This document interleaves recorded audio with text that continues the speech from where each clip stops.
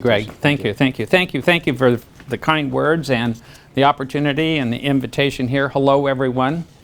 I'm going to talk about two products, both of which I've done research on, neither of which is out there yet to buy.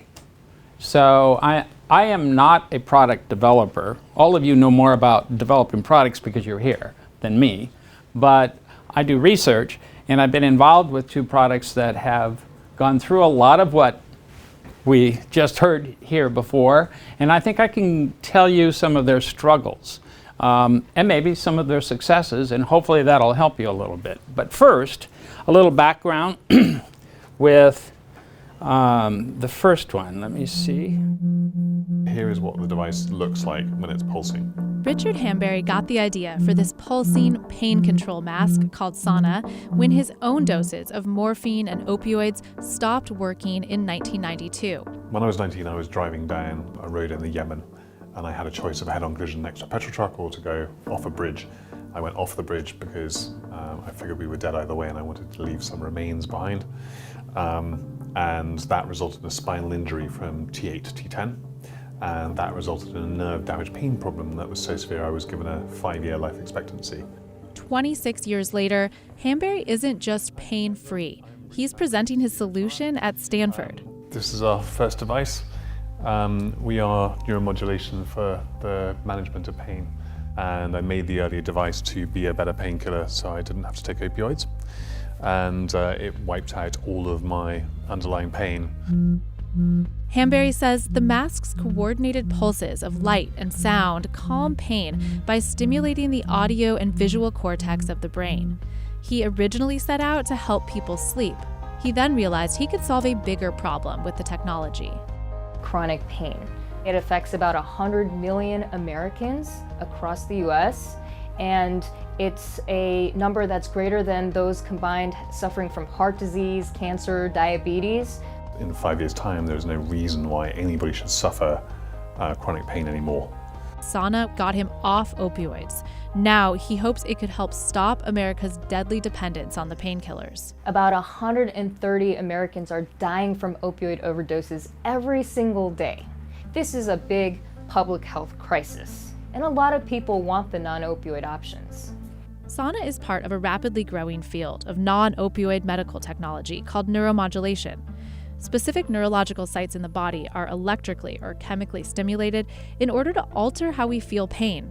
Anecdotally, in the tests that we've done so far, on average, people are taking between 30 and 50% less opioids when they have a choice of using the Sauna device. Last year, the National Institutes of Health announced a $500 million pain research initiative that'll include more clinical trials for non-opioid alternatives, all aimed at ending addiction long-term. Hamberry says Sauna will be a powerful alternative to opioids, more than just distraction therapy like virtual reality pain treatments. We're aiming for two things with this device: to get that immediate relaxation effect, which reduces pain, and also to change the underlying base level of pain by increasing neuroplasticity to undo the chronic nature of the pain. So VR is great for the short term, one-off uses, two-off uses. We're aiming to be something that actually works longer term. As with many new medtech devices, Sauna's long-term effectiveness remains unproven. I think the thing that's going to be really interesting is the longevity of a lot of these devices. Whether they're going to the pain relief is going to last, and or is it just going to be taken over by the next thing when the person realizes that their pain hasn't gone away. Sauna is meant to be used for the 15 minutes before sleep, or for 15-minute bursts throughout the day. As you go to sleep, your brain goes through a series of cycles of brain wave activity, and that's one of the critical parts of getting good deep sleep. And it is also true that if you don't have good deep sleep because you're in pain, that's going to make your pain worse. You're going to be more sensitized to pain the next day. So I can see how this mechanism would work, but I think what bothered me about their website was that it wasn't clear that that was the mechanism they were going after. An initial 75-person clinical trial last year showed people using Sauna as designed had 3 times the amount of pain reduction as those who used it in a placebo mode. Scientists warn the placebo effect is strong because measuring pain is so subjective. Just because someone else had a pain reduction by using a particular device doesn't mean it's going to work for you. Who doesn't want to believe that something's going to help their pain? And as a result, they're going to pay a lot of money for it, they're going to have this expectancy, and so I think the placebo effect is going to be really strong for a lot of these devices. Sana is currently in clinical trials for classification as a medical device. Hanbury is hoping for FDA approval by October. I'm optimistic. Even if it's a placebo, hopefully there potentially could be a mechanism behind how that is actually helping patients. Whether it's just even a reduction in anxiety or depressed mood symptoms, that's going to have a positive effect on how well patients respond to our other pain treatments. Neuromodulation devices are already approved to treat one of the most common causes of pain, migraines. These severe headaches can last up to 72 hours and affect 1 in 7 Americans every year. Migraines are often treated with expensive drugs called triptans, and in 35% of migraine visits to emergency departments, doctors still prescribe opioids.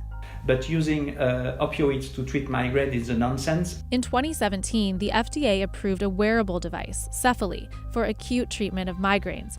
It's placed on the forehead for 1 or 2 hours during a migraine, where it sends electric pulses through the skin into the trigeminal nerve, calming the main culprit for migraine pain with a sedative effect.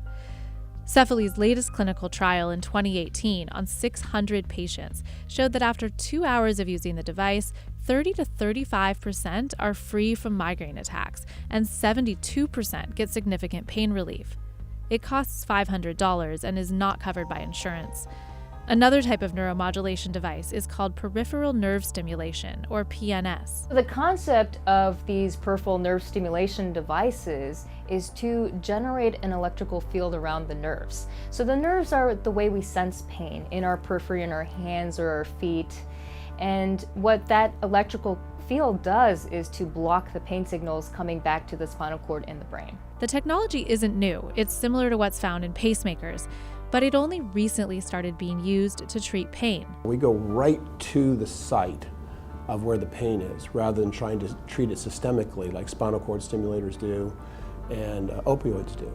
Bioness's stim router is implanted through 1 or 2 incisions in a simple surgery. Small wire-like electrodes are inserted next to a nerve. An external device can then stimulate the nerve by sending electrical pulses through the electrodes, and the results are striking.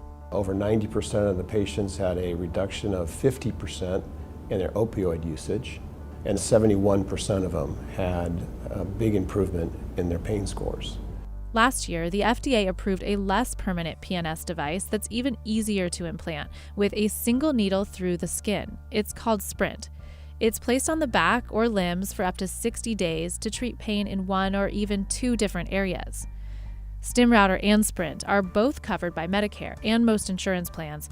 We want to make sure that whatever cutting-edge technology or new devices or new interventions, that they're widely available to all patients suffering with chronic pain. Because it's such a large number of people, then we need to have practical, cost-effective solutions that can get to every corner of the country. There's one over-the-counter neuromodulation device that requires no incisions. It's called Quell. It's a battery-powered device worn below the knee that sends electric stimulation through the nerves in the leg, reducing the pain signals sent up to the brain. 81% of patients reported a reduction in their chronic pain, and 67% reduced their opioid usage. It's not covered by insurance, but you can get it on Amazon or in drugstores for $300. With a sleek IDEO-designed sports band and a mobile app that lets users adjust the intensity and track their sleep and gait, Quell is meant to appeal to the masses.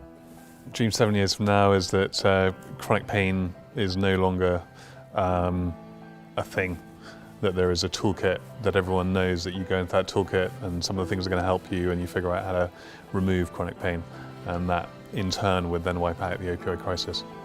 Richard Hanbury is also aiming for accessibility with Sana. He hopes to make it available over the counter by the end of the year, with an eventual price around $400. We're not going to be the entire solution, we're going to be part of it. There'll be better drugs, there'll be digital solutions, there'll be VR, and there'll be us. My hope is that all together, between us all, we eradicate chronic pain.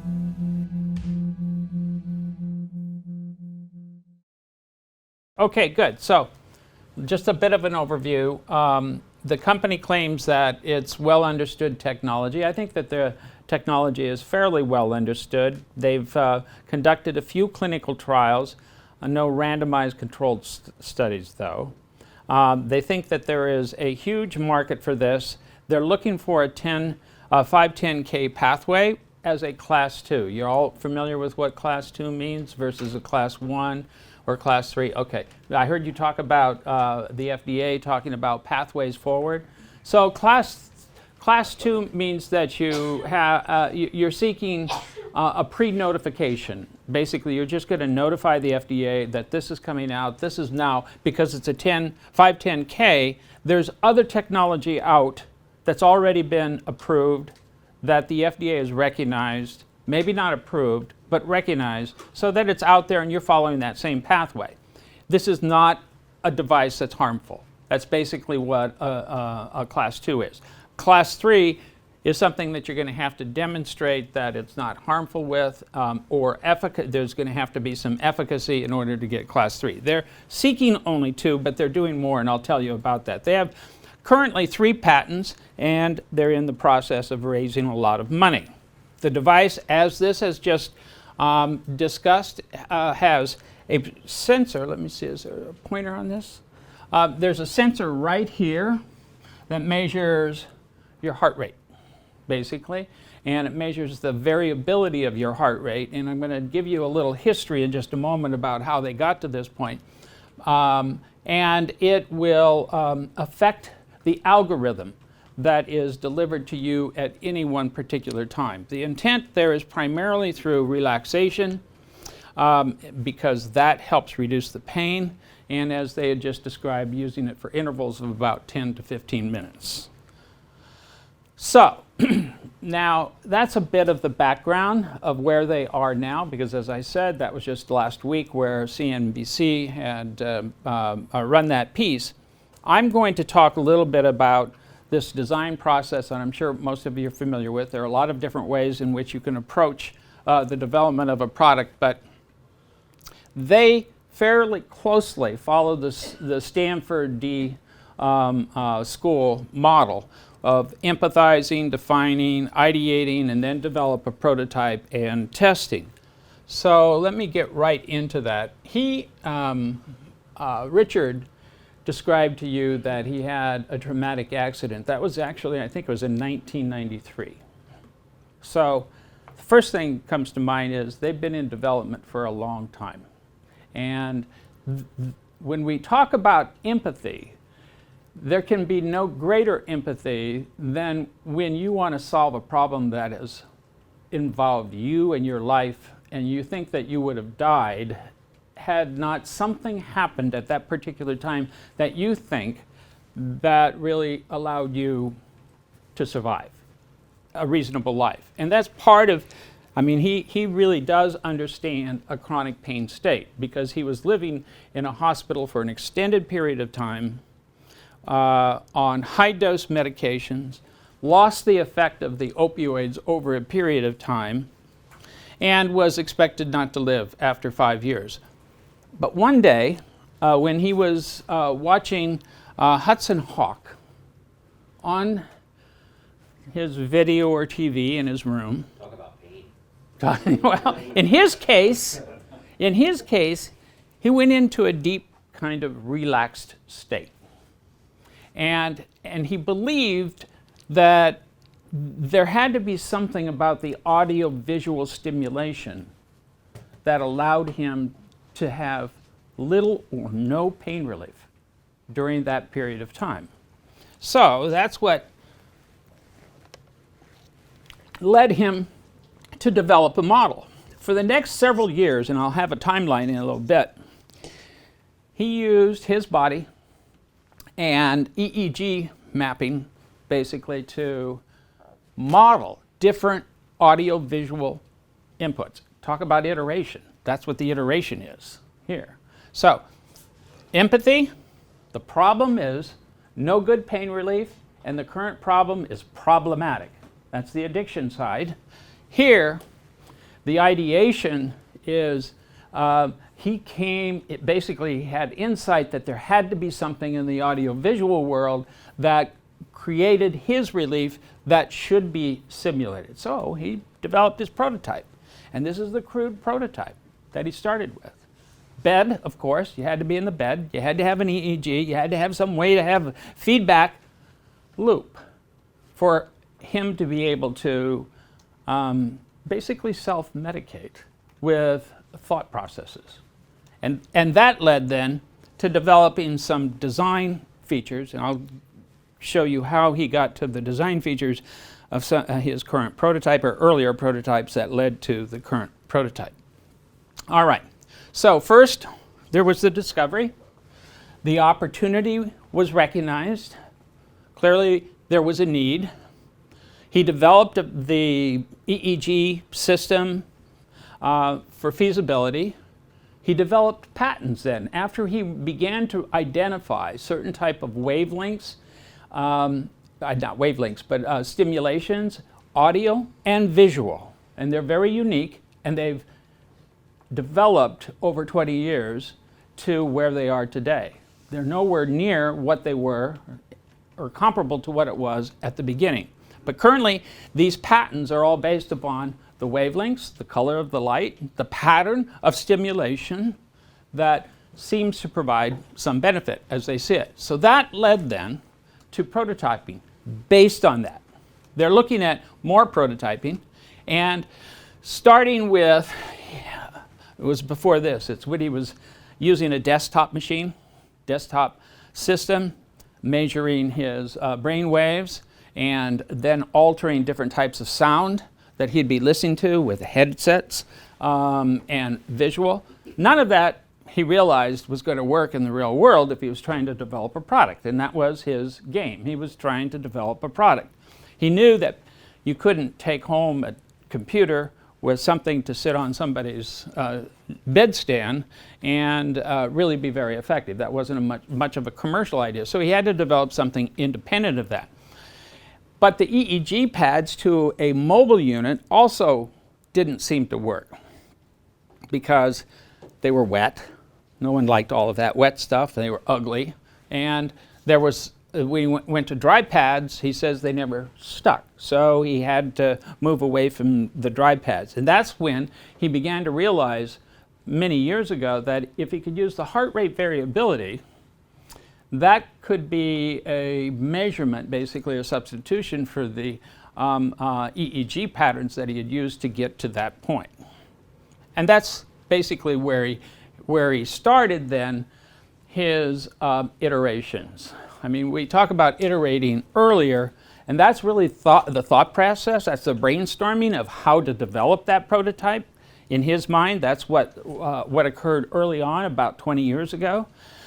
But for the last 10 years, it's been patient experience. And you just heard a great talk about that iteration process, which is one-on-one, and it's qualitative. It's not quantitative initially. It's hugely qualitative. It is direct observation, one-on-one. He himself is the person that basically has helped direct everything to this point. And then some clinical trials, and then, of course, launching, which is something that's going to happen. So back in 1993, the concept came because of his injury. He developed a proof of concept. The intent was, by the way, to develop this for sleep. For the commercial product was all about sleep.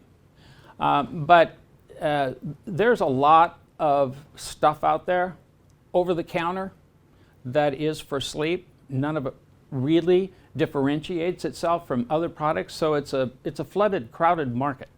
And he wanted to develop something that addressed the pain problem, not just the sleep problem.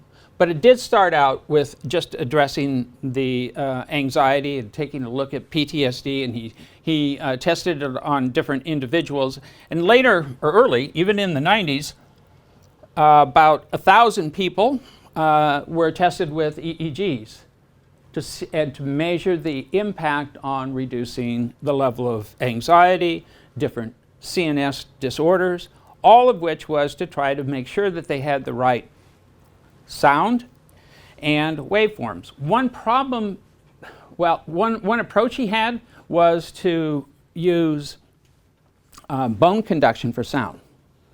That worked when he was laying in bed a little bit. But as soon as you rotate to one side, then the conduction was altered and it wouldn't work. So earplugs, as opposed to headphones or bone conduction, was far superior. Plus, he discovered that if people would rotate, then the audio sound would be heard by the partner in bed, and that was disruptive. So it points out actually that, you know, when you're getting feedback, it's not just from the person who might benefit from it. You know, there are two people often involved in some of the treatment modalities. All right. Thanks. If you can get me some water. Great, I appreciate it. The first clients he had were in Britain because he's British, right? But a few years ago, leapfrog ahead, because of Brexit, he chose the US to come to further develop the product. Now, the point here is in his prototype development, he was targeting the military initially in England.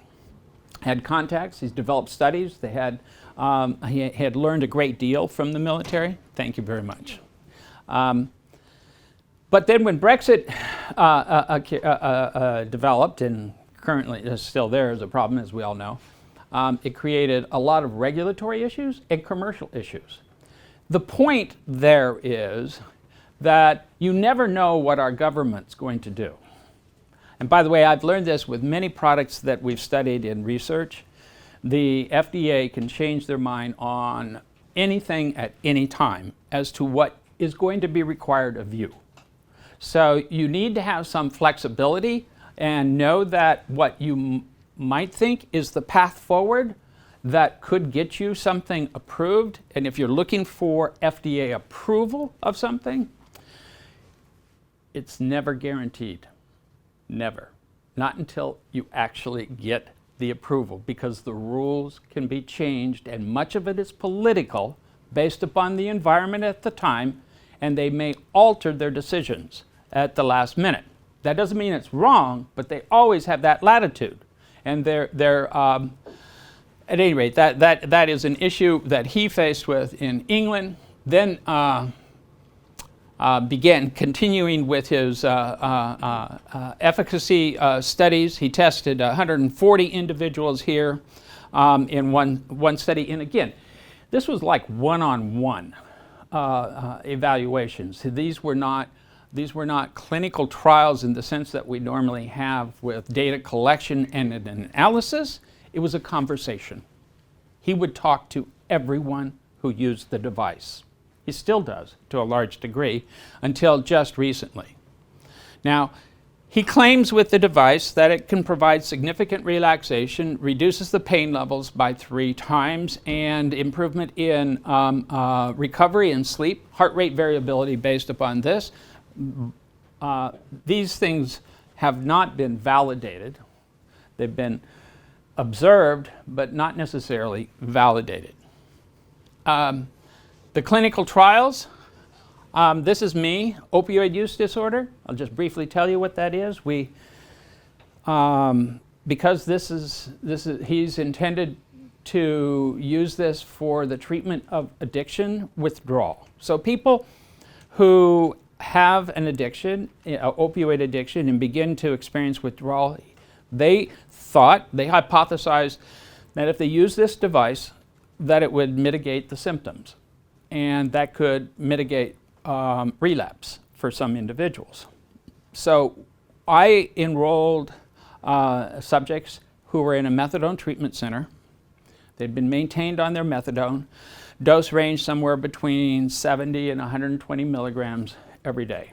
Now, I don't know how many of you are familiar with dosing and what that means, but these are people that have developed a physical dependence and they've been placed on it because of an opioid addiction. After admission, we stopped their methadone. and we wait until they go into withdrawal or about to go into withdrawal, and we begin to use the device. And they can use it as many times as they want, but it is at scheduled times during the day to observe. Well, then we observe. And here we are quantitatively assessing, because there's a sham device and an active device. So we're trying to measure the amount of withdrawal, the level of anxiety, the hours of sleep, etc. All of the nice parameters that are important for demonstrating a reduction in the amount of withdrawal symptoms. I, by the way, just saw the data Monday, and it does show highly significant reduction in anxiety and several of the important outcome measures relative to the sham. So it's promising. That part's promising. Later, we may be doing a study on low back patients to do the same thing. Now, in our assessment here with this withdrawal study, there were a lot of subjective questions asked of the subjects. Was it comfortable? Side effect profile? So a lot of subtle things that you might not pick up were ascertained to help decide whether or not they have the right system for the pivotal studies that they're going to develop or going to run very soon. And these are some of them. Now, initially, they're looking to get approval, FDA approval. They want to do validated, randomized, controlled studies so they can get FDA approval, market approval, not just notification. Market approval would go for the higher risk, class 3. Why? If you have market approval, there's a marketing advantage. And it's a higher bar for any competitor to come into. It's more costly and risky. You may not achieve it. And then, obviously, if you conduct the trials and you fail, that's a part of the public record as well. So if you get FDA pre-market approval, then you have a shot. If you can demonstrate efficacy studies here in this area, you have a shot to get insurance reimbursement. In the CNBC story, he said that they plan to market it at about, or price it rather, at about $400. I asked him why $400. I'm not sure I understood his answer, but it seems to be that's where products like this exist in the market today. It is something that some people can afford based upon their assessment of need and affordability. And you know, it's not thousands of dollars. It's not $50. It's not an over-the-counter commodity, but it is something that he thinks that there will be a market for at that price. And then when they decide to go to insurance companies, they may be able to cut deals that will make it even more affordable for specific diagnoses. So this one really talks about where it might be used, opioid use disorder clinics.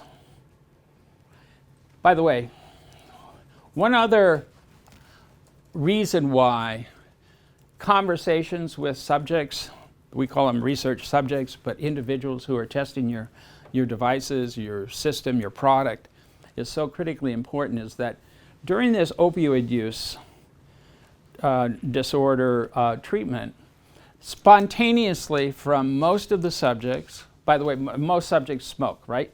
Who have an opioid use disorder. That's part of their cross addictions. Most of the subjects spontaneously told us they had no urge to smoke when they began to use this device. We did not solicit that. One guy told me, he said that, I've been smoking for 40 years, and I can tell you right now, I would be going crazy if I didn't have a cigarette. But I don't need a cigarette. I don't need a cigarette at all. And that's part probably of what's reflected in the anxiety score that we detected. Dramatic reduction in anxiety because craving and the reason you want to smoke is usually because of withdrawal.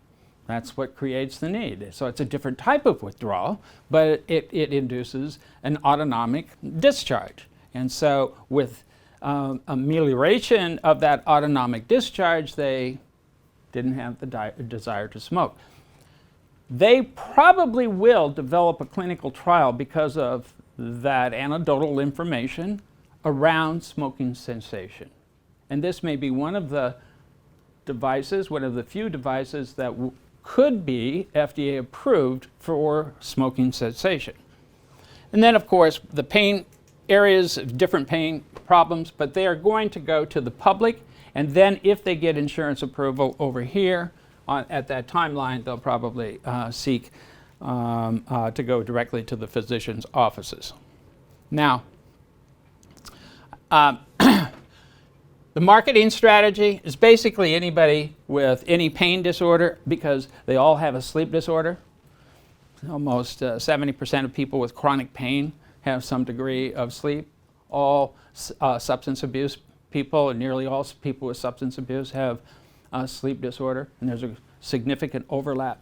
So mitigating problems with sleep will mitigate the pain intensity, and it may help with some people with an addiction. These are some of the international recognitions. They've received hundreds of thousands of dollars, if not millions of dollars, through awards in their competition to help fund various studies. In fact, one of these awards was used to help fund the study that I did on opioid use disorders. So what were their biggest mistakes? Tried to solve too big of a problem with that bone conduction. That's cost them $2 million in 2 years of development. Assuming you know is a mistake without testing it first. And that was clear here. Their business strategy, and this can be basically in a device development, and I think we heard this, you heard this in the previous discussion, is that randomized controlled studies before you're ready are often a waste of money and time. They're very expensive. You need to basically do proof of concept many times, have a lot of interaction with the subjects around your product, or whether they're subjects, the systems.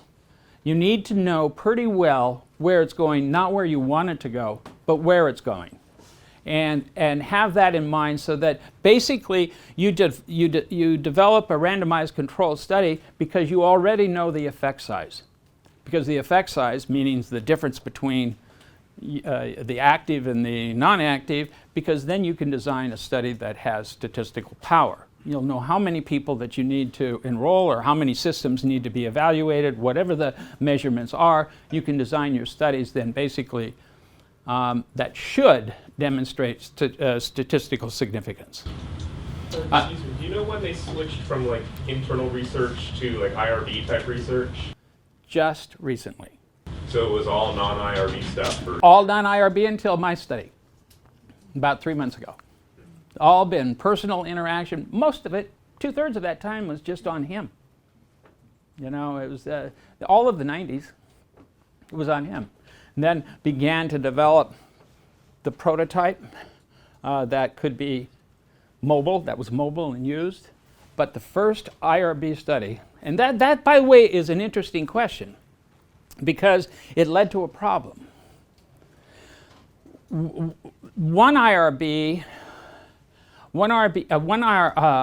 was concerned about the risk to the patient. And even though there doesn't seem to be much risk, the IRBs wanted to be sure that there was no risk before they would approve it to be used. So the company was asked, and this, along with the next company I'm going to talk about, were asked to get a letter from the FDA that said there's no significant risk. That's what the FDA does, right? Yes? In your design, did you let Not my design, their design. No, but I'm saying when you did your study on it with your opioid patients, Yeah. did you let them go into withdrawal and subjectively rate that before they went back to methadone and then withdrawal with your pain treatment, or was it just There was no subjective pain. I mean, we measured pain, but in the withdrawal, I decided that we would have them abstinent of their dose. So they came in and they did not get their next morning dose because these were all morning dosing subjects. They weren't take-home visits. They didn't have take-home visits. So we held the normal morning dose 24 hours after their last dose, so that the first opportunity would be 48 hours next, or sometime during that time. The way it was designed is that they had to reach a certain COWS, and COWS is an assessment of withdrawal. It's a score of the signs and symptoms of withdrawal. So after they reached a level that was designed in the protocol, then we could rescue if we wanted to. And if the subject and I agreed that they wanted it. One thing I was very concerned about is that they were not in a terrible amount of withdrawal.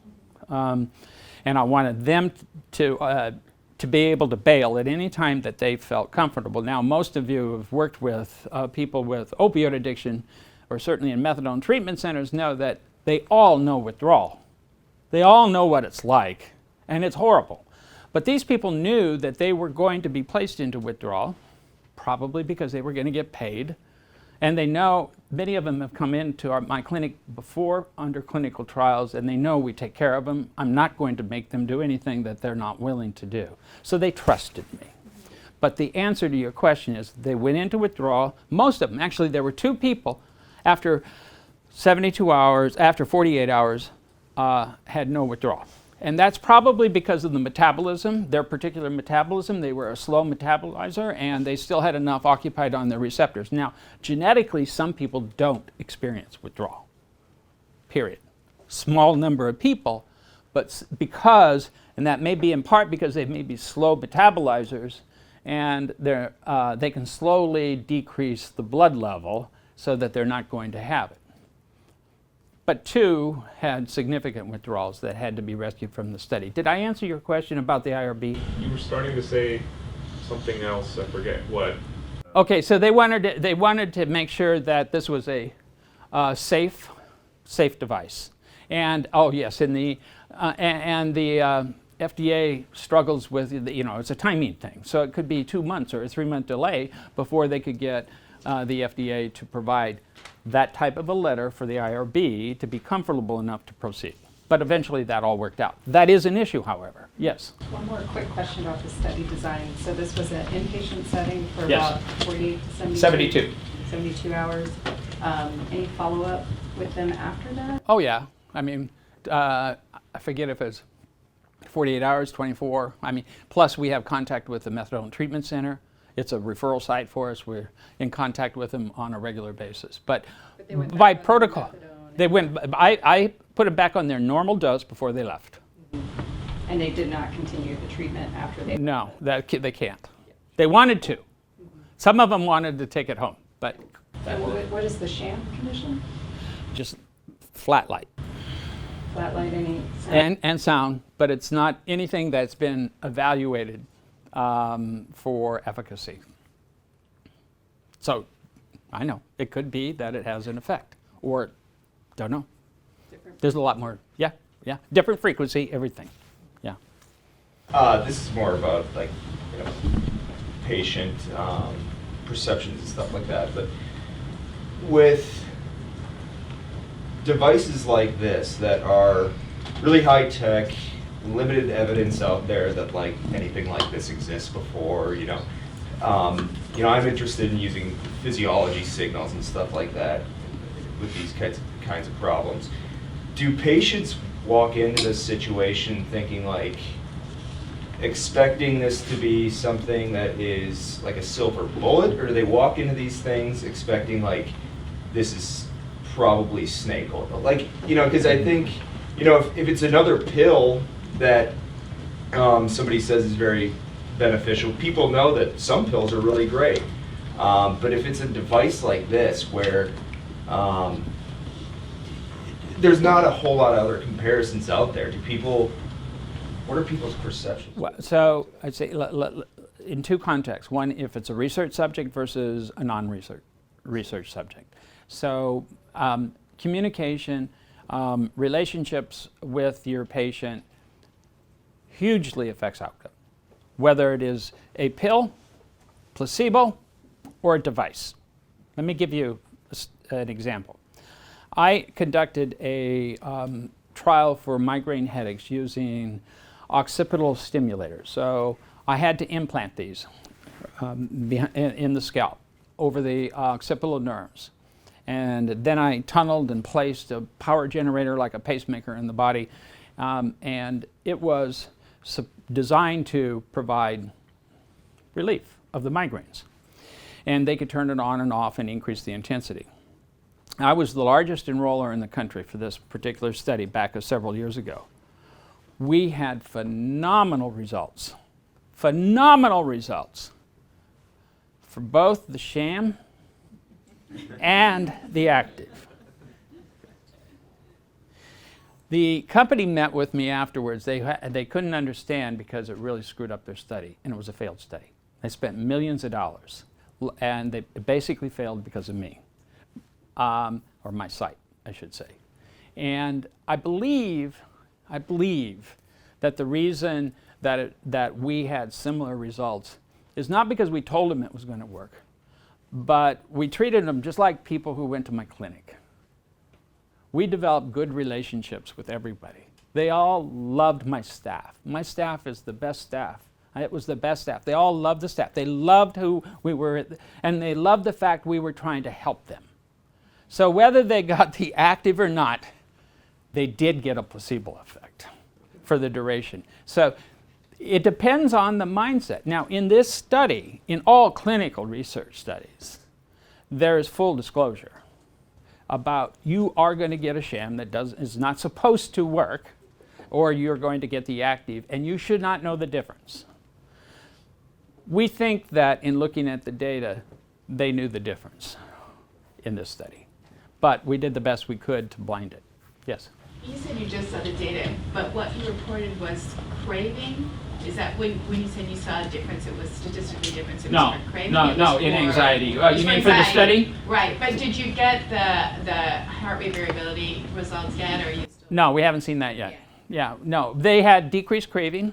You know, they had several of the significant signs of opioid symptoms and withdrawal that were mitigated. Still present. It wasn't that they were absent, but they were still present. What was the placebo in the migraine trial? So there's stimulation, but different it was different types of pulsing. So do you know what spinal cord stimulation is, or electrical neuromodulation? Well, this is here, not in the spine, and you can use different hertz settings, frequency, power, and we made it minimal, but they could detect it, as opposed to the therapeutic. Placebo exists with all clinical trials. It's about relationships. It's about belief. Placebo is not placebo like people think. It really is a therapeutic device. It works as well as many medications, in my view. A good patient-doctor relationship, somebody you trust, it's hard to beat it. Just having that trusting relationship, and that you have to take into account. All right, I want to move on to the next one because it is different. Can you help me with that? But go ahead. Any other questions about that? Yeah. Do people show interest in buying this sort of thing? Like if it was $400? Well, I don't know. I don't know what their market research on that is. You're hitting the. Oh, that's on automatic. You forwarded it, so you can do it on your clicker there. Oh, I'm doing it. Oh, I'm yeah, sorry. Yeah. $400. Yeah. I think there are devices out there that fall into that category for different types of medical purposes. So it's probably, my guess is, it's probably in the market for a subset of the population. You know, it's not going to be for the Medicaid population. You know, unless it just wouldn't be. You know, so unless Medicaid pays for it. Well, that's but that's the second. You know, as I say, once they demonstrate efficacy, and if it's FDA approved, then they can go in and sell it to Medicaid for $150. I mean, on volume basis, because no one else would be there, and demonstrate then the pharmacoeconomics of it. That's something else you all are going to need to consider. There isn't a single product that I've helped develop that doesn't have to consider pharmacoeconomics. Payers want to know that it reduces their cost. When you talk about developing something out there, that is the number one issue. Not about improving quality of life or even saving lives. It's about saving money for them. Okay. All right, here is a different company with a different product. The background here is this wasn't somebody who had a life-threatening event. This is a company by two founders, one who is a former CEO of a large pharmaceutical company, but the engineer who's the CEO of the company today saw a need, which is the same need that was seen by Sana, and that is the problem of chronic pain, and that there are a few treatment options that are effective. And so I'm going to discuss some of the steps that they've gone through and where they are currently in the next few minutes. The basis of their technology is based upon a long-held psychological belief of maladaptive behaviors in people with chronic pain. This happens with people with addiction as well, meaning that the way in which our body responds to acute pain is far different than with chronic pain, and that after chronic exposure to the medicines, to pain, or to aberrant behaviors, the areas of the brain that are involved in sustaining that experience are different than during an acute phase. And so it's all about trying to mitigate the fear, distracting our attention from that, and self-efficacy. And I think I say that actually here. So self-efficacy, teaching.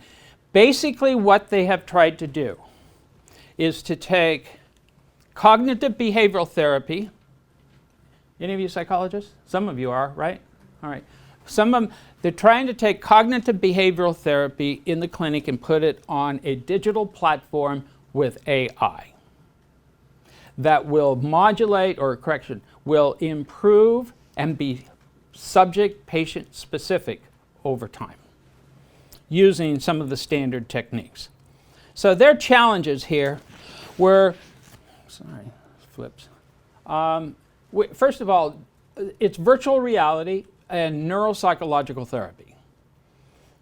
That's their patented phrase. Basically, it's not just virtual reality, it's neuropsychological therapy. And the goal is, as I say, is to demonstrate the efficacy of this on their particular platform. Virtual reality has been studied for about 20 years. There are a number of studies, not a huge number, but there are a number of studies that have demonstrated it is efficacious for acute pain. Temporary, certainly distraction technique works for pain conditions during the episode of distraction and for a period afterwards, but not long term. There hasn't been anything demonstrated within virtual reality to look at sustained benefit for weeks to months.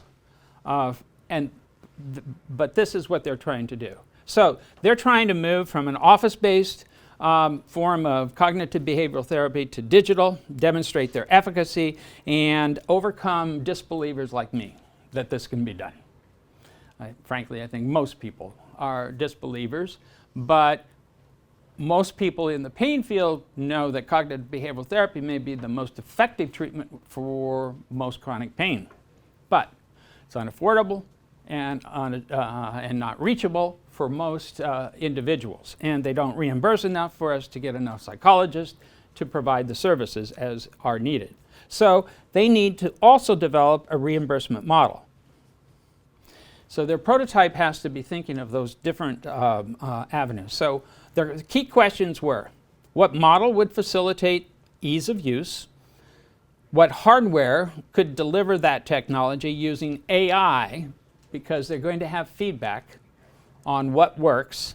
This is on a Samsung 7 phone, digital phone, with automatic feedback that goes to a remote database that they're going to analyze for that particular subject, real time, but also over the long time. Demonstrate efficacy. All right, so I got lost there, didn't I?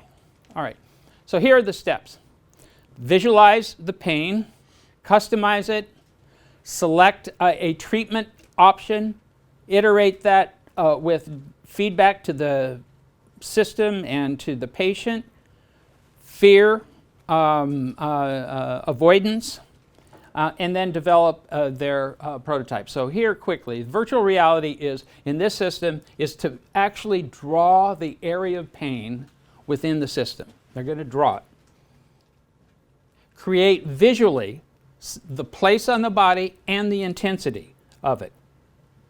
You can't hear this, but with the system, it'll pulse and be with as much intensity as the person's experiencing at the moment. Then you target it and focus on that area of the pain. Let's say this is migraine or neck pain, and you begin to focus enough with a therapy that then the brain is going to hear slowly decreased amount of noise or sound, and the intensity diminishes so that the person itself is controlling the diminishing amount of pain in that focal area. Have to keep doing this over and over. They, in this case, the CEO has probably been with most of the subjects who've used this device to get that one-on-one feedback. Real time, not people he knows, it's not family or friends, but he goes to pain clinics, he asks them to put it on and to sit with him, and then at different times he'll call them up at night if they take it home so that he can get their input. That is what and how he's developed the current prototype.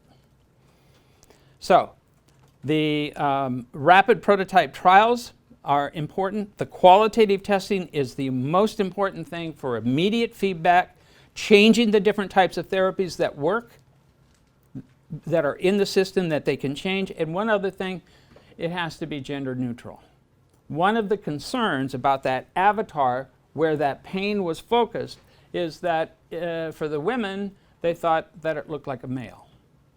And if you can't identify with that subject and that pain, it's not therapeutic.